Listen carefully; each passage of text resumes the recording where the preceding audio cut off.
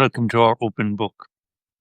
Oh, I'm speaking in a British accent because I'm thinking of Richard Burton, who played Lemus in The Spy Who Came In From the Cold. Hello, Mr. Dickens, S.R. O'Brien, Fran Jeremy Second Karen Smith, Maggie,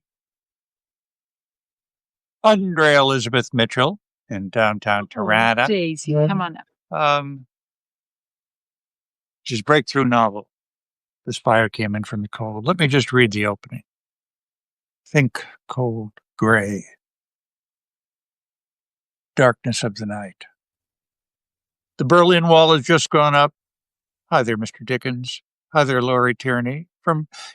Laurie, do you know the way to set? You're probably tired of that joke. Linda Grimm, at a checkpoint, waiting for an East German, somebody in the spy apparatus to come across. Hope I haven't given away too much. The American handed Lemus another cup of coffee and said, "Why don't you go back and sleep? We can ring you if he shows up." Lemus said nothing, just stared through the window of the checkpoint along the empty street. "Can't wait forever, sir. Maybe he'll come some other time. We can have the police, I guess that's the German police, contact the agency. You can be back here in 20 minutes. No, said Lemus. It's nearly dark now. But you can't wait forever. He's 9 hours over schedule.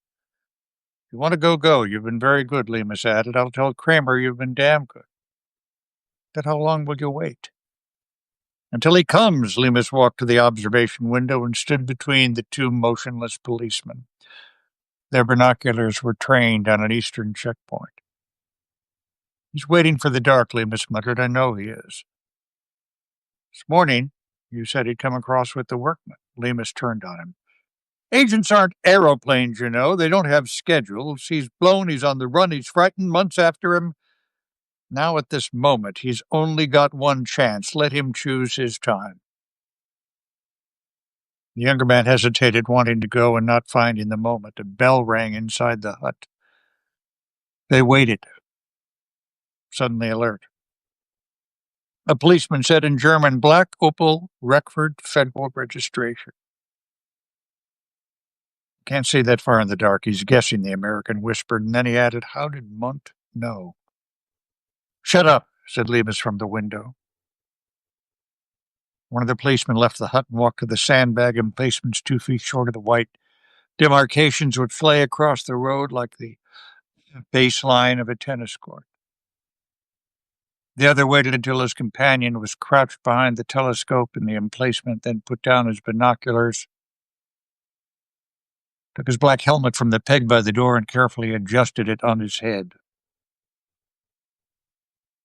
Somewhere high above the checkpoint, the arc lights sprang to life, casting the theatrical beams on the road in front of them.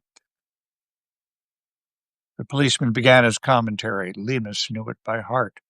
Car halts at the first control. Only one occupant, a woman, escorted to the Vopo, East German police hut for the document check. They waited in silence.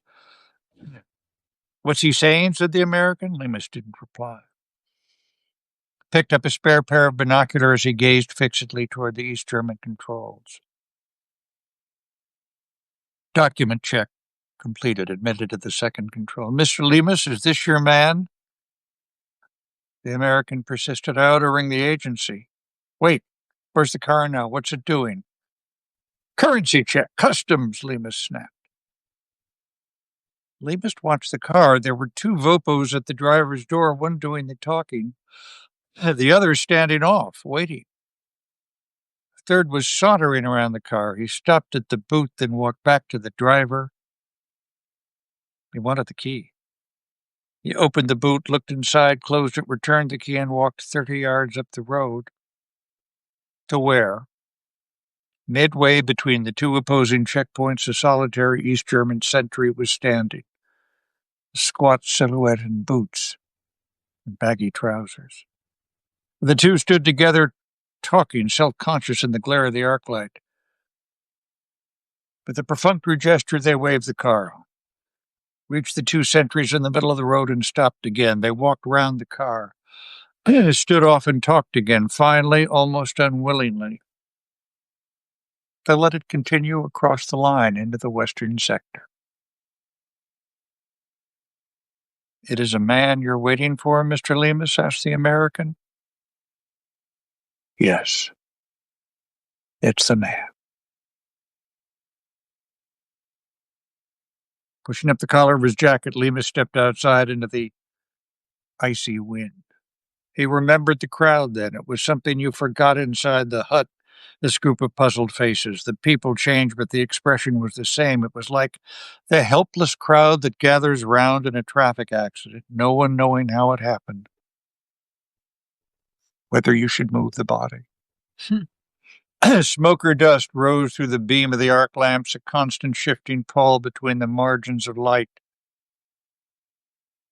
Lemus walked over to the car and said to the woman, "Where is he?" "They came for him and he ran." Wait, that's not the accent. "Oh, they came for him and he ran. He took the bicycle. They can't have known about me." "Where'd he go?" He had a room near Brandenburg over a pub. He kept a few things there, pony, papers. I think he'll have gone there. Then he'll come over. Tonight? Yeah, he said he would come over tonight. The others have all been caught, though. Paul, Verek, Linzer, Salomon. He hasn't got long. Lima stared at her in silence. "Linzer, too?" "Yeah, last night." A policeman was standing at Lemus's side. "Thank you, Joan Denny. Thank you." "You'll have to move away from here," he said. "It's forbidden to obstruct the crossing point." Lemus half-turned. "Go to hell," he snapped. The German, so I got the accent wrong on that one, stiffened, but the woman said, "Get in, we'll drive to the corner." He got in beside her. They moved slowly down the road to a side turning. "I didn't know you had a car," he said. "That was my husband," she replied indifferently. "Carl never told you I was married, did he?" Lemus was silent. "My husband and I worked for an optical firm. They let us over to do business. Carl only told you my maiden name. He didn't want me to be mixed up with you." Lemus took a key from his pocket. "You want to stay where to stay?" His voice sounded flat. "There's an apartment in the Albrecht Dürerstrasse next to the museum. Number 28A. You find everything you want. I'll telephone you when he comes." "Nah, I'll stay here with you." "I'm not staying here. Go to the flat. I'll ring you. There's no point in waiting here." "But he's coming at this crossing point." Lemus looked at her in surprise. "He told you that?" "Yeah. He knows one of the Vopos there, the son of his landlord. It may help. That's why he chose this route. And he told you that?" "But he trusts me. He told me everything." "Christ!" He gave her the key and went back to the checkpoint hut out of the cold. The policemen were muttering to each other as he entered. The larger one ostentatiously turned his back. "I'm sorry," said Lemus. "I'm sorry I bawled you out." He opened a tattered briefcase and rummaged in it until he found what he was looking for. "This will connect with both of you tonight. A half bottle of whiskey." With a nod, the elder man accepted it, half-filled each coffee mug, and topped them with black coffee. "Where's the American gone?" asked Lemus. "Who?" "The CIA boy, the one who was with me." "Bedtime," the elder said, and they all laughed. Lemus put down his mug and said, "What are your rules for shooting to protect a man who is coming over? A man on the run. We can only give covering fire if the Vopos shoot into our sector. That means you can't shoot until a man's over the boundary," the older man said. "We can't give covering fire, Mr. Thomas," Lemus replied. "Thomas." They shook hands, the two policemen pronouncing their own names as they did so. "We can't give covering fire, that's the truth. There'd be war." "It's nonsense," said the younger policeman, emboldened by the whiskey. "If the Allies weren't here, the wall would be gone by now." "So would Berlin," muttered the elder man. "I've got a man coming over tonight," said Lemus abruptly. "Here, at this crossing point?" It's worth a lot to get him out. Month's men are looking for him. There's still plenty of places where you can climb, said the younger policeman. He's not that kind. He'll bluff his way through. He's got papers. If the papers are still good, he's got a bicycle. There was only one light in the checkpoint, a reading lamp with a green shade, but the glow of the arc lights, like artificial moonlight, filled the cabin. Darkness had fallen. With its silence, they spoke as if they were afraid of being overheard. Lemus went to the window and waited in front of him. The road, and to either side of the wall, a dirty, ugly thing of breeze blocks and strands of barbed wire, lit with cheap yellow light like the backdrop for a concentration camp. East and west of the wall lay the unrestored parts of Berlin, a half-world of ruin drawn in 2 dimensions, crags of war. The damned woman, thought Lemus, and that fool Carl had lied about her. Lied by omission, as they all do, agents the world over. You teach them to cheat to cover their tracks, and they cheat you as well. He'd only produced her once after that dinner in the Schuzenstrasse last year. Carl had just had his big scoop, and Control wanted to meet him. Control always came in on the success. They had dinner together, Lemus, Control, and Carl. Carl loved that kind of thing. He turned up looking like a Sunday school boy, scrubbed and shining, doffing his hat and all respectful. Control had shaken his hand for 5 minutes and said, "I want you to know how pleased we are, Carl. Damn pleased." Lemus had watched it and thought, well, that'll cost us another couple of $100 a year.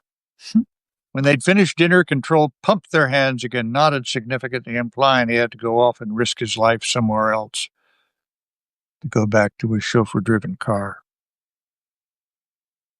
Then Carl had laughed, and Lemus had laughed with him, and they'd finished the champagne, still laughing about Control. Afterwards, they'd gone to the altar farce. Carl had insisted on it, and there was Elvira waiting for them, a 40-year-old blonde, tough as nails. This is my best kept secret, Alec, Carl had said. Hogan's Heroes is the inspiration for my accents, Lindgren. Yes, thank you. It's Werner Klemper that I'm doing. This is my best kept secret, he said, and Lemus was furious. How much does she know? Who is she? How did you meet her? Carl sulked and refused to say. After that, things went badly. Lemus tried to alter the route, change the meeting places and the catchwords, but Carl didn't like it. He knew what lay behind it, and he didn't like it. If you don't trust her, it's too late anyway, he'd said, and Lemus took the hint and shut up, but he went carefully after that. He told Carl much less, used more of the hocus-pocus of espionage technique. Now there she was out in her car, knowing everything, the whole network, the safe house, everything, and Lemus swore, not for the first time, that he would never trust an agent again. He went to the telephone and dialed the number of his flat. Frau Martha answered. We've got guests at the Dürerstrasse, said Lemus, a man and a woman. Married, asked Martha. Near enough, said Lemus, and she laughed that frightful laugh. How's that? Nailed it. Thank you. God bless you. As he put down the receiver, one of the policemen turned to him. Herr Thomas, quick! Lemus stepped into the observation window. A man, Herr Thomas, the young policeman whispered, with a bicycle. Lemus picked up the binoculars. Yes, it was Carl. The figure was unmistakable, even at that distance, shrouded in an old Wehrmacht Macintosh, pushing his bicycle. He's made it, thought Lemus. He must have made it. He's through the document check, only currency and customs to go. Lemus watched Carl lean his bicycle against the railing, walk casually to the customs hut. Don't overdo it, he thought. At last, Carl came out, waved cheerfully to the man on the barrier, and the red and the white pole swung slowly upwards. He was through. He was coming toward them. And he made it. Only the Vopo in the middle of the road, the line and the safety. At that moment, Carl seemed to hear some sound, sensed some danger. He glanced over his shoulder, began to pedal furiously, bending low over the handlebars. There was still the lonely sentry on the bridge, and he had turned and was watching Carl. Then, totally unexpectedly, the searchlights went on, white and brilliant, catching Carl and holding him in their beam like a rabbit in the headlights of a car. There came the seesaw wail of a siren, the sound of orders wildly shouted.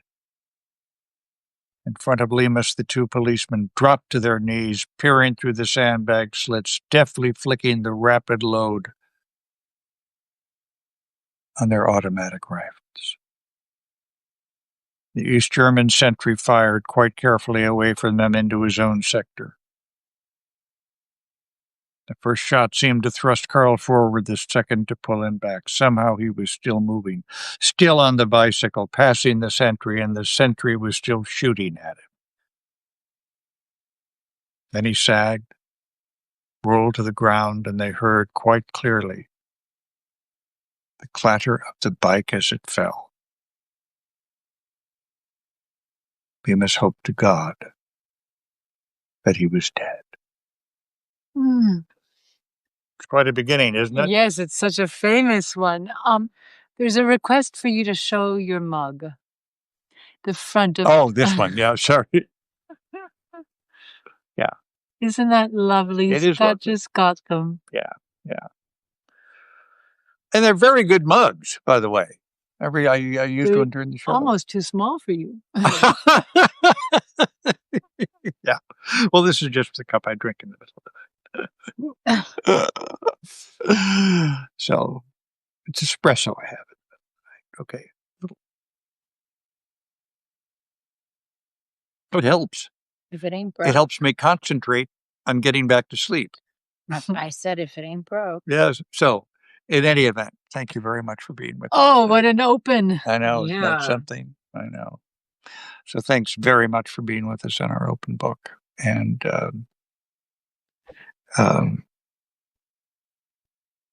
party, right? See you on the other side of the war. Yeah. All right. See you later. Take care. Bye-bye.